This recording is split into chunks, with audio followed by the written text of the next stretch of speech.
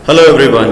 सो आज के इस सेशन में बेसिकली रिस्क मैनेजमेंट का जो काफ़ी बेसिक है इंट्रोडक्शन पार्ट है, ठीक है, वो आज हम लोग कवर करेंगे। ऑल दीज डेज आप लोगों ने रिस्क को समझा, उसको मैनेज कैसे करते हैं, डिफरेंट टूल्स, उसके एलिमेंट्स, राइट, ये सारी चीज़ें आप लोगों ने देख ली। अब कुछ थ्योरेटिकल चीज़ें हैं, अब चूँकि उसको एक्सप्लेन करने में आसानी होगी और आप उसको रिलेट भी कर पाएंगे, राइट।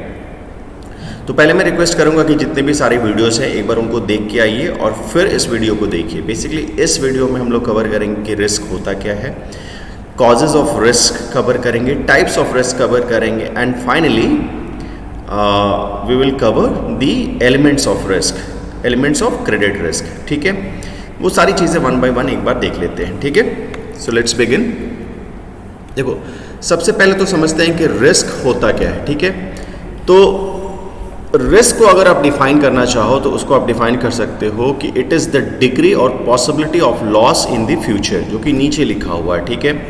अब थोड़ा ऊपर का जो डेफिनेशन है वो देख लीजिए। It says that risk is the probability that actual result will differ from the expected result. जो आपने सोच के रखा है, अगर आप बिजनेस ऑपरेट करते हैं तो आपने अगर सोचा है कि इतना मेरा प्रॉफिट होना चाहिए, but actually at the end of the year आपका जो एक्चुअल प्रॉफिट हो सकता है वो डिफरेंट हो सकता है, वो काफ़ी कम भी हो सकता है। तो ये एक प्रकार का रिस्क है, ठीक है। उसी को डिफाइन किया गया है यहाँ पे कि risk is the probability that actual results will differ from the expected result. याद कीजिए पिछले सेमेस्टर में आपने CAPM मॉडल में क्या पढ़ा था, रिस्क को कैसे डिफाइन करते थे, वोलेटिलिटी ऑफ रिटर्न्स। जो रिटर्न्स जो फ्लक्चुएट करते थे ना, ऊपर नीचे रिटर्न्स जो करते रहते थे, उसको हम लोग क्या कहते थे, वोलेटिलिटी ऑफ रिटर्न्स, और उसी को रिस्क भी हम लोग मानते थे, राइट। वोलेटिलिटी ऑफ रिटर्न्स को हम लोग किससे असेस करते हैं, हम लोग असेस करते हैं स्टैंडर्ड डेविएशन से। पहले वेरिएंस निकालते हैं और रूट अंडर वेरिएंस जो होता है वो दैट इज स्टैंडर्ड डेविएशन, ठीक है। आई होप ये डेफिनेशन आपको समझ में आ गया होगा, इसको याद कर लीजिएगा, ठीक है।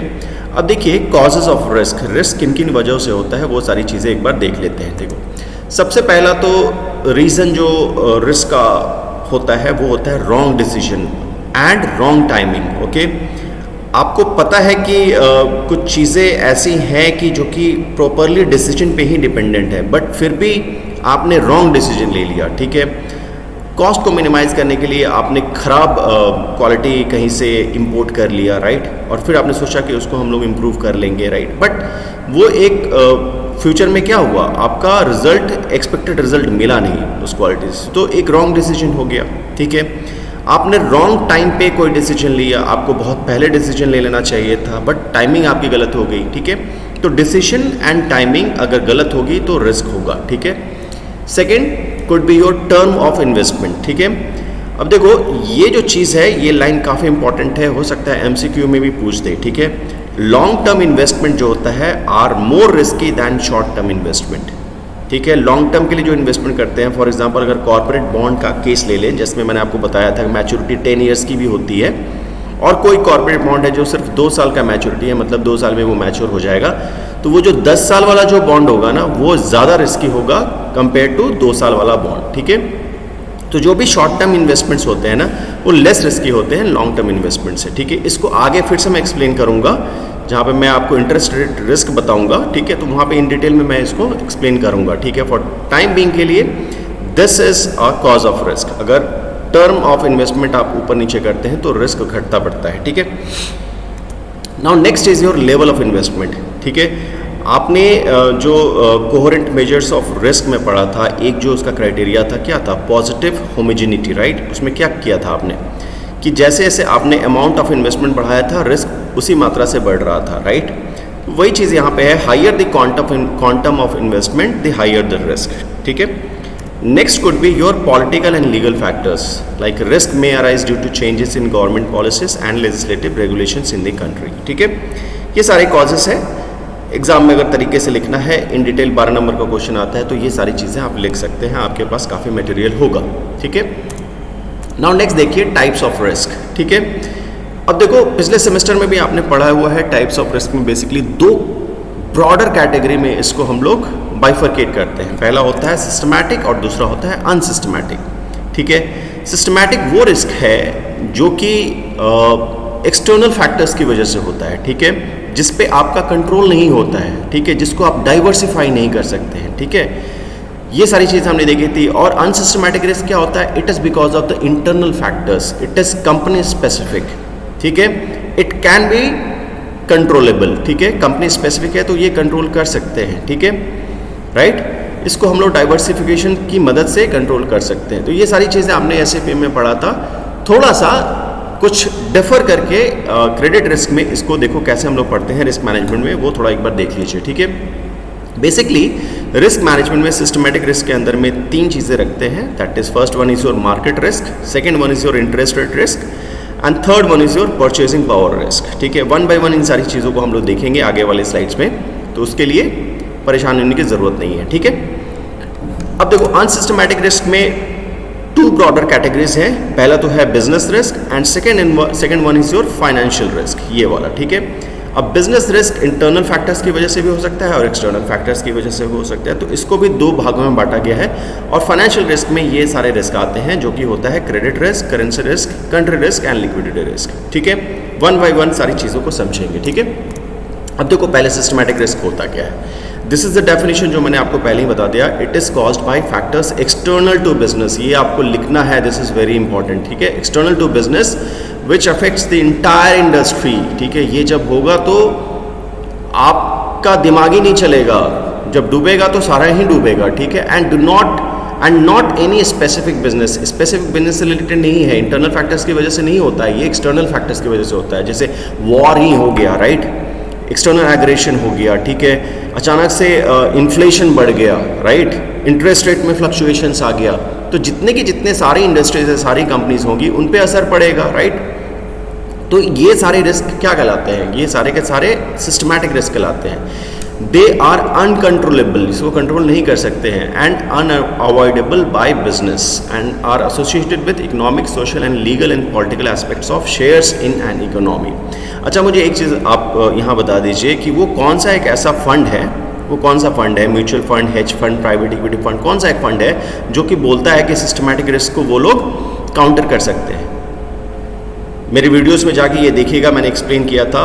हेज फंड बोलता है कि वो सिस्टमैटिक रिस्क को कवर कर सकते हैं बिकॉज उनका लॉन्ग शॉर्ट पोजीशन रहता है, ठीक है। अगर मार्केट गिरा भी तो उसमें वो बोलते हैं कि हम लोग आपको प्रॉफिट देंगे, ठीक है।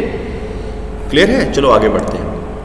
अब देखो सिस्टमैटिक रिस्क में जो पहला रिस्क था दैट वाज मार्केट रिस्क, वो क्या होता है? It is the risk caused by the alternating forces of supply and demand, ठीक है। कभी सप्लाई अच्छा है तो डिमांड कम है, कभी डिमांड अच्छा है तो सप्लाई कम है, तो ऑल्टरनेटिंग फोर्सेस ये जो होते हैं ना, एक दूसरे को काउंटर करते रहते हैं। अगर इसमें ऊपर नीचे हुआ तो मार्केट में रिस्क आ जाएगा, ठीक है। अब इसका इफेक्ट क्या होगा? The value of investment increases and decreases due to movements in the market factors, ठीक है।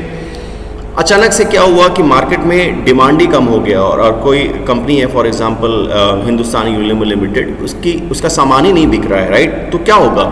उसका शेयर प्राइस कम होने लगेगा, ठीक है। तो डिमांड मार्केट से गया तो उसके कंपनी पे असर पड़ा, उसका शेयर प्राइस कम हो गया, ठीक है।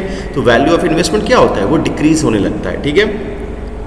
The possibility for an investor to experience losses due to factors that affect the overall performance of financial market is called market risk, ठीक है। नाउ नेक्स्ट देखते हैं sources of market risk. Sources of market risk very important, ये बार बार पूछा गया है question, इसको ध्यान से देख लीजिएगा, ठीक है। देखो क्या सोर्सेस हो सकते हैं। इट इज़ अनप्रिडिक्टेबल, जो कि आप प्रिडिक्ट नहीं कर सकते हैं, उसको अनप्रिडिक्टेबल बोलते हैं। Changes in commodity prices, commodity prices for example crude oil का प्राइस अचानक से बढ़ गया, ठीक है। क्रूड ऑयल का अचानक से प्राइस बढ़ गया। बहुत सारे ऐसे इंडस्ट्रीज़ हैं, कंपनीज़ हैं जो कि क्रूड ऑयल इंपोर्ट करती हैं, जो मैन्युफैक्चरिंग में यूज़ होता है। तो जब उसका प्राइस बढ़ेगा तो उनका इनपुट कॉस्ट बढ़ेगा। जब कॉस्ट बढ़ेगा तो प्रॉफिट पे असर उसका पड़ेगा, प्रॉफिट कम दिखेगा, राइट, बिकॉज कॉस्ट बढ़ गया ना। तो प्रॉफिट जब कम दिखेगा तो फिर शेयर प्राइस पे भी उसका इफेक्ट पड़ेगा, ठीक है। तो कहीं ना कहीं सारी चीज़ें इंटरलिंक्ड हैं, ठीक है। कमोडिटी प्राइसेस भी अगर उसमें चेंज होता है तो it will cause market risk, ठीक है। सेकेंड वन देख लीजिए, unpredictable changes in security and equity prices, ठीक है। अचानक से सिक्योरिटी प्राइसेस में उतार चढ़ाव होने लगता है, ठीक है। तो ये भी एक सोर्स है मार्केट रिस्क का, ठीक है। अब ये डिफरेंट वजहों से हो सकता है। फॉर एग्जांपल कंपनी में कोई फ्रॉड हो गया, कंपनी का मैनेजर कोई बहुत ही की पर्सन है वो डेथ कर गया, राइट, तो उसकी वजह से, और भी बहुत सारे फैक्टर्स है, उसकी वजह से अगर अनप्रिडिक्टेबल चेंजेस जो कि आपको पता ही नहीं था कि वो अचानक से होगा, उसकी वजह से भी ये मार्केट रिस्क हो जाएगा, ठीक है। Third one is your unpredictable changes in interest rate. अब देखो इसको फिर से जैसे मैंने पीछे बताया था कि इंटरेस्ट रेट फ्लक्चुएशन की वजह से क्या होता है, रिस्क होता है, प्राइसेस ऊपर नीचे होते हैं। इसको मैं फिर से डिटेल में एक्सप्लेन करूंगा अभी, वहाँ पे आपको समझ में आ जाएगा, ठीक है। अभी के लिए इतना समझ लीजिए कि interest rate is inversely proportional to the price of the security, ठीक है। अगर इंटरेस्ट रेट बढ़ेगा तो प्राइस घटेगा, इंटरेस्ट रेट घटेगा तो प्राइस बढ़ेगा, ठीक है। नेक्स्ट देख लीजिए unpredictable changes in exchange rate, ठीक है। एक्सचेंज रेट में चेंज हो गया, ठीक है। फॉर एग्जांपल यूएस के साथ आप अगर इंपोर्ट एक्सपोर्ट करते हैं, ठीक है, यूएस से आपने कुछ इंपोर्ट किया है, ठीक है, जिसका पेमेंट आपको 3 महीने बाद करना है, ठीक है, बट अचानक से यूएस की वैल्यू जो हो गई, डॉलर की वैल्यू वो अप्रिशिएट हो गई, तो आपको ज़्यादा अमाउंट देना पड़ जाएगा, ठीक है। तो वो भी एक मार्केट रिस्क है, ठीक है। Next one is your political turmoil, ठीक है। पॉलिटिकल उथल पुथल हो गया, अभी बीजेपी गवर्नमेंट है, कुछ दिनों के बाद कांग्रेस की गवर्नमेंट आ जाएगी, ठीक है। तो उसकी वजह से भी मार्केट में उसका असर देखा जाता है, ठीक है।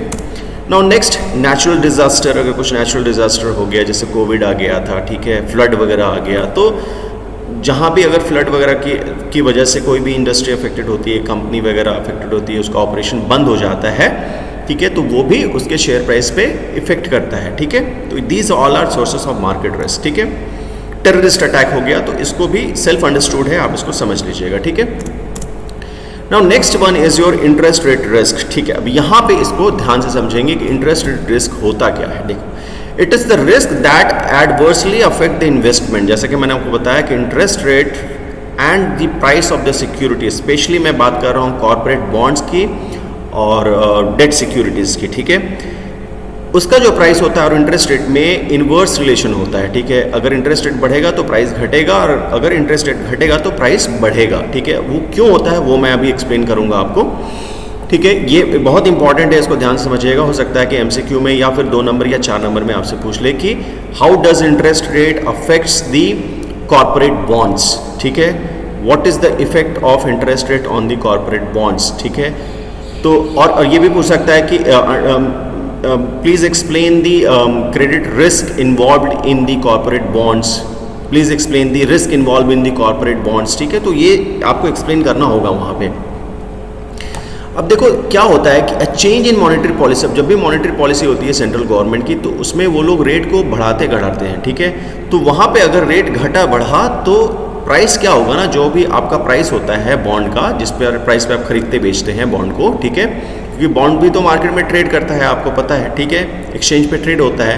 ये डायरेक्टली अफेक्ट करता है debt instruments like bonds and debenture due to changes in interest rate. अब देखो आपने पढ़ा होगा मॉडलिंग क्रेडिट रिस्क में, मैंने आपको पढ़ाया था, ये एक इक्वेशन मिला था हम लोगों को, ठीक है, जिसमें ये 10 क्या था, ये सारे कूपन्स थे, ये रेट ऑफ इंटरेस्ट था, एक्सपेक्टेड रेट ऑफ इंटरेस्ट, ठीक है, और ये मैच्योरिटी वैल्यू थी, ठीक है। उसके बेसिस पे हम लोग प्राइस डिसाइड करते थे कि क्या फेयर प्राइस हो सकता है। अब देखो यहाँ पे इन्वर्स रिलेशन है, प्राइस ऊपर है यहाँ पे और यहाँ पे रेट क्या है, इंटरेस्ट रेट नीचे है, राइट, इन्वर्स रिलेशन है। आप जैसे जैसे रेट यहाँ पे बढ़ाएंगे, फॉर एग्जाम्पल एक बार 9% रेट रखो यहाँ पे और फिर इसकी वैल्यू निकालो। जब आपने 10% रखा था तो इसकी वैल्यू 100 आई थी, ठीक है। तो अब 10 से एक बार क्या करो, आप 9 करके देखो, मतलब इंटरेस्ट रेट घटाओ, ठीक है, या फिर आप इंटरेस्ट रेट बढ़ाओ। अभी एक बार 11% करके देखना, ये प्राइस 100 से कम हो जाएगा, it will be in between 95 and 100, ठीक है। तो आपको खुद ही खुद पता लग जाएगा कि जब इंटरेस्ट रेट बढ़ता है तो प्राइस घटता है, ठीक है। ये आपको एक्सरसाइज करना है, आप एक्सरसाइज करेंगे तो खुद आपको पता लग जाएगा, ठीक है।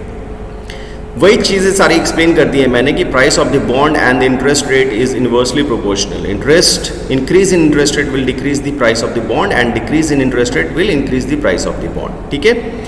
इतना एक्सप्लेन करना है, आपको डिटेल में लिखना है, ठीक है। नाउ नेक्स्ट देख लीजिए परचेसिंग पावर रिस्क क्या होता है। इट रिफर्स, अब परचेसिंग पावर का मतलब क्या है ये तो खुद ही एक्सप्लेन कर दोगे आप लोग। परचेसिंग पावर अगर बढ़ेगा तो प्राइसेस बढ़ेंगे, राइट, बट परचेसिंग पावर किसका होता है, वर्कफोर्स का होता है। अगर लोग ज़्यादा काम कर रहे हैं और उनकी परचेजिंग पावर बढ़ रही है, अच्छी है, नॉलेजेबल लोग हैं, तो क्या होगा, it refers to the risk reduction in purchasing power due to high rate of inflation, ठीक है। अगर इन्फ्लेशन काफ़ी बढ़ेगा ना, ठीक है, तो चीज़ों की कीमत बढ़ जाएगी, बट अगर साथ ही साथ लोगों का इनकम पोटेंशियल नहीं बढ़ेगा, ठीक है, तो लोग खरीदना कम कर देंगे, ठीक है। इनकम हो नहीं रही है बट चीज़ों की प्राइस जब बढ़ने लगेगी तो लोग अपना बजट कम कर देंगे, ठीक है, अपनी ज़रूरतों को सीमित कर देंगे और उसके अकॉर्डिंग क्या होगा, जब सीमित कर देंगे तो प्रोडक्ट बिकेगा नहीं मार्केट में, तो जब प्रोडक्ट नहीं बिकेगा तो मार्केट में कंपनीज का प्रॉफिट कम होगा और फिर उसका इफेक्ट शेयर प्राइस पे पड़ेगा। ठीक है, नाउ देखिए अब अनसिस्टमैटिक रिस्क क्या होता है।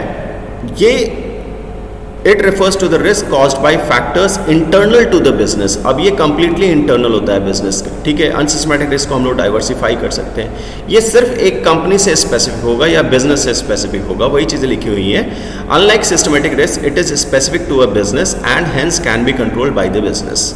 It arises due to lack of operating efficiency in a business or due to its inability to grow or maintain competitive edge or achieve stable profits। ठीक है, नाउ नेक्स्ट इसके अंदर में जो पहला जो कैटेगरी आता है वो होता है बिजनेस रिस्क। ठीक है, अब ये दो तरीके के हो सकते हैं, इंटरनल और दूसरा होगा एक्सटर्नल। इंटरनल का मतलब क्या होगा, it is associated with the operational efficiency of the business.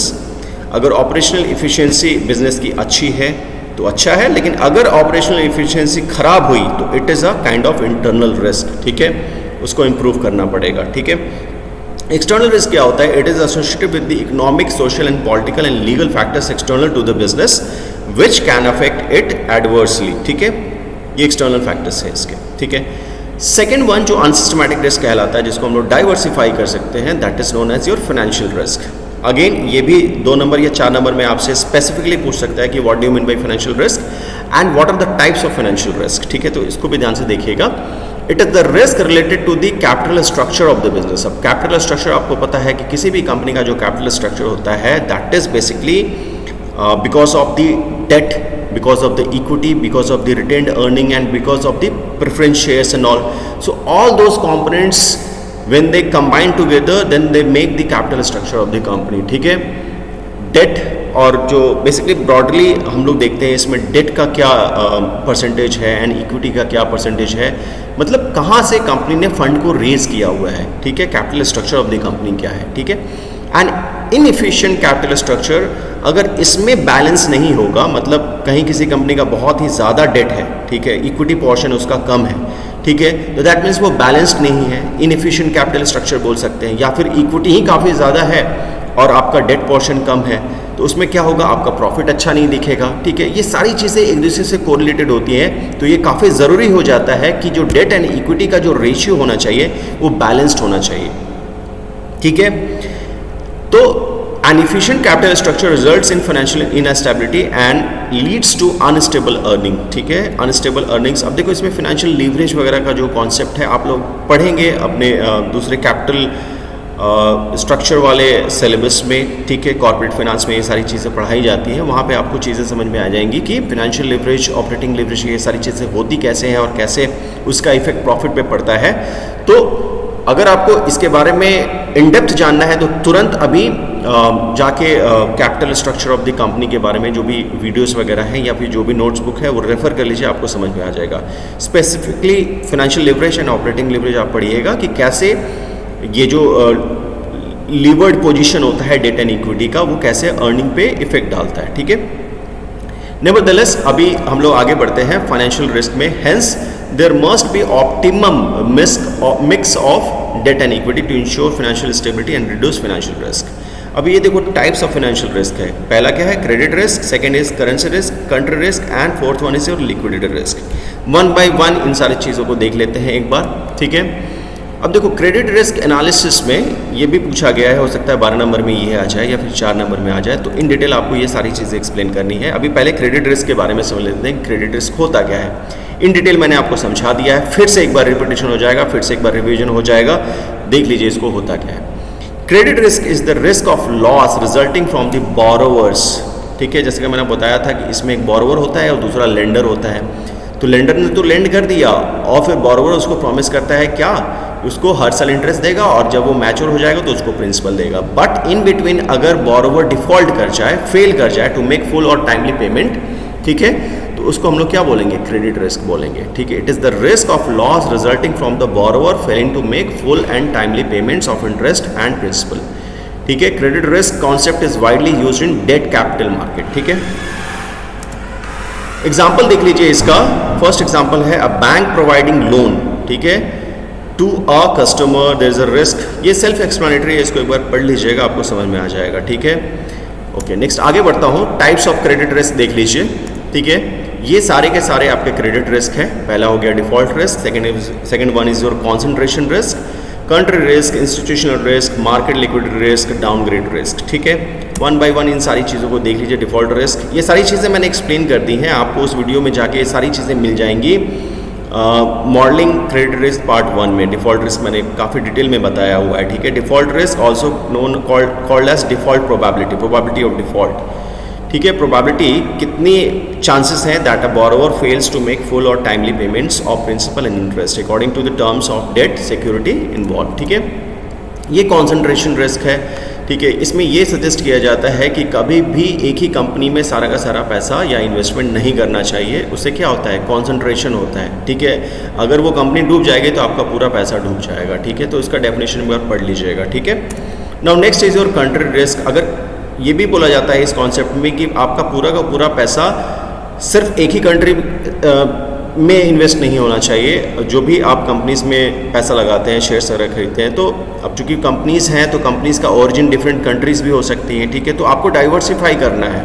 Concept आपका वेरी क्लियर होना चाहिए कि आपको डाइवर्सिफिकेशन में ध्यान रखना है कि आपका जो पोर्टफोलियो हो वो डाइवर्सिफाइड हो। ठीक है, तो एक कंट्री में ही आपको पूरा पूरा पैसा नहीं डालना है। ठीक है, अगर कुछ प्रॉब्लम हो जाती है उस कंट्री में तो पूरा पूरा पैसा डूब जाएगा। ठीक है, second one is your next one is your institutional risk. ये अराइज होता है due to the break down of legal structure of the institution. अगर कुछ लीगल कुछ प्रॉब्लम आ गया कंपनी में, ठीक है, तो उसकी वजह से कुछ प्रॉब्लम आती है तो उसको हम लोग बोलते हैं इंस्टीट्यूशनल रिस्क। ठीक है, next one is your market liquidity risk, refers to a winding of bid and ask spread of an issuer's bond. इसको थोड़ा समझ लेते हैं। बिड एंड आस्क स्प्रेड होता क्या है। देखो, जब मार्केट में आप बॉन्ड खरीदने जाते हैं ना, तो एक तो बॉन्ड बायर होगा और दूसरा एक बॉन्ड जो सेल कर रहा होगा, दोनों आमने सामने आते हैं। ठीक है, बट ये एक्सचेंज पे ट्रेड होता है, तो एक्सचेंज पे एक इन बिटवीन एक एक्सचेंज पार्टी आ गई, राइट। तो एक्सचेंज क्या है, एक ब्रोकर है। ठीक है, तो एक्सचेंज क्या करता है, जिसको खरीदना है, ठीक है, उससे पैसे लेता है, और जिसको बेचना है उसको पैसे ट्रांसफ़र करता है, उससे सिक्योरिटी लेता है, फिर बायर को वो सिक्योरिटी प्रोवाइड करता है। तो इन बिटवीन ये जो काम कर रहा है ना, उसके लिए वो क्या करता है, उसके लिए वो कुछ कमीशन चार्ज करता है, ब्रोकरेज चार्जेस लेता है। ठीक है, अब होता क्या है कि चूंकि मार्केट में ट्रेड कर रहा है, अगर लिक्विडिटी नहीं होगी, ठीक है, अब सपोज किसी डेट का डिमांड ही नहीं है मार्केट में, कोई इसको खरीदना ही नहीं चाहता है। ठीक है, खरीदना ही नहीं चाहता है तो होगा क्या कि उसका प्राइस धीरे धीरे कम होता जाएगा। ठीक है, उसका प्राइस कम होते जाएगा। समझ में आ रहा है। तो जब खरीदने बेचने वाले ही नहीं हैं, तो जो बोली लग रही है और जो डिमांड है मार्केट में, उन दोनों के बीच काफ़ी डिफरेंस हो जाएगा। मतलब चीज़ें क्लियर नहीं होती हैं। ठीक है, बट जहाँ पे काफ़ी लिक्विडिटी है, जहाँ पे काफ़ी बायर्स एंड सेलर्स हैं, अगर किसी पार्टिकुलर स्टॉक में बहुत अच्छा डिमांड है, फॉर एग्जांपल अगर आप आज जाइए SBI का शेयर खरीदना चाहते हैं मार्केट से, तो आपको जिस प्राइस पे आप खरीदना चाहते हैं उस प्राइस पे मिल जाएगा। ठीक है, तो उसको कहते हैं कि आपका जो बिड एंड आस्क स्प्रेड है वो वाइड नहीं है, उसमें कोई ज़्यादा डिफरेंस नहीं है। ठीक है, बेचने वाला भी आपको उसी रेट पे बेचेगा जिस रेट पे आपको चाहिए। ठीक है, बट जहाँ पे डिमांड ही नहीं है, जहाँ पे आपको पता ही नहीं है कि फेयर प्राइस क्या हो सकता है, जहाँ पे बहुत ही कम बायर और बहुत ही कम सेलर हैं, तो आप जो प्राइस मांगेंगे हो सकता है कि सामने वाला उस प्राइस पे आपको ना बेचे।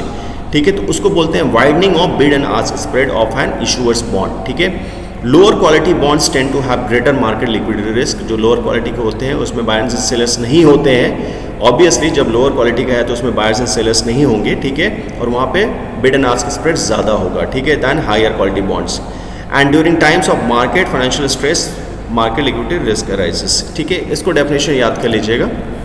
अब देखो, डाउनग्रेड रिस्क क्या होता है। Refers to decline in an issuer's creditworthiness. Downgrades will cause its bond to trade with wider yield spreads and thus lower prices। अब देखो क्या होता है कि कुछ अब जैसे कॉर्पोरेट बॉन्ड के केस में आपको पता है कि हर बॉन्ड का एक रेटिंग होता है जिसको क्रेडिट रेटिंग एजेंसीज देती हैं। ठीक है, अगर किसी कंपनी का फंडामेंटल अच्छा है और उसने पहले अगर इशू किया हुआ था और सारी जो पेमेंट्स थे, ऑब्लिगेशंस थे, टाइमली उसने उसको पेमेंट किया हुआ है और बहुत अच्छा रेपुटेशन है मार्केट में, तो उसको अच्छी रेटिंग दी जाती है।